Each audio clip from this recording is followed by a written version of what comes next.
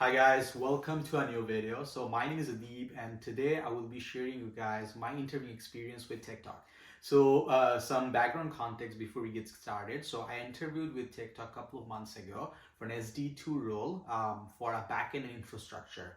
This is pretty important because backend and infrastructure basically means I will be asked or assessed more on my thinking process as well as my designing skills when it comes to designing large scale distributed system.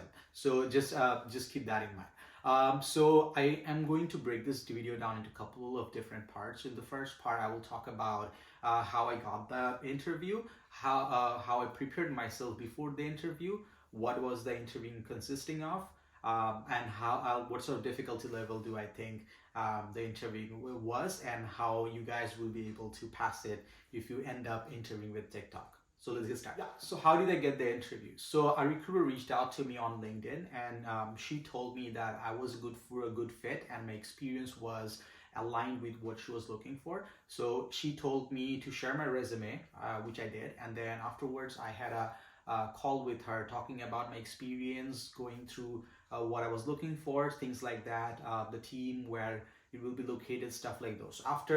After that, she asked me a couple of very generic questions just to get a little bit more understanding about what I was looking for and like my background. Afterwards, she told me that she will be scheduling my first round interview, and that's how I got my interview schedule with TikTok. Yeah, so what did the preparation material consist of, and how long did it take for me to prepare? It took me around 2 months. So I started preparing, I think, for SD2 roles back in June of last year, and I did it in two different segments. So the first one was a designing skill, and the second one was coding skills. For the coding skill, I focused on Leetcode problems around the medium to hard range, mostly hards. What I did was I went through a curated list. I think it's called Blind 75, and also top questions 120. So I practiced all of them from there, and the question that I got stuck, I kind of like did them a couple of times. Afterwards, I went to a website called Pramp, and I did a lot of peer mock interviews. So those were my preparation materials for the coding section. As far as the designing section, which is called system design, I basically went through blocking the system design interview. I also went through interviewer premiere, and then the last thing I did is I went to Pram and then scheduled a lot of mock interviews for system design. Yeah, so a little bit more context about the interview. So the interview was a two-step process. The first round was of 2 hours, all broken down into an hour segment. The first both of them were Leetcode. The first one, I would term it as like a Leetcode medium. The second one, I would say it was a little bit harder than Leetcode hard. So the first one was related to graph traversal. I'm not gonna tell you exactly the question, but it was a graph traversal. Like if you know how to traverse graphs like depth first search, breadth first search, you should be able to solve it. The second one was a tree problem. It was a little bit harder. I would say it was a little bit harder than Leetcode hard. The way that one worked was he gave me an easy Leetcode problem. I would term it as a Leetcode easy problem, and then he added constraint when I was able to solve the very first variant. And I would say the second variant was way harder than Leetcode hard. So in order for you to be able to prepare for it, I would say practice a lot of trees, and if you know like what happens, how to balance a tree, if like you delete some sort of a branches, then you should be fine.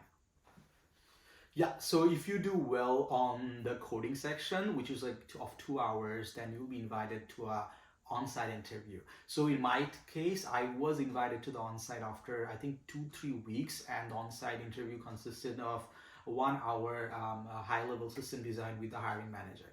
So the exact question is something I'm not going to share with you guys, but if you are very well versed with the basic, like for example, designing Netflix, designing Snapchat, designing Twitter or Facebook Messenger, then you should be fine. So one thing I would do ask you guys to do in order to prepare for this specific section is try to like understand the role a little bit. So in my case, I interviewed for a backend infrastructure. So my system design was much more focused towards the infrastructure side of things. For example, how would you reduce latency? How would you reduce the load? What are the fault tolerances? How would you minimize risk? Things like those. So if you're well versed on core concept when it comes to infrastructure, building out infrastructure, scaling infrastructure for system design, and if you're going for a backend position, those will be very helpful for you.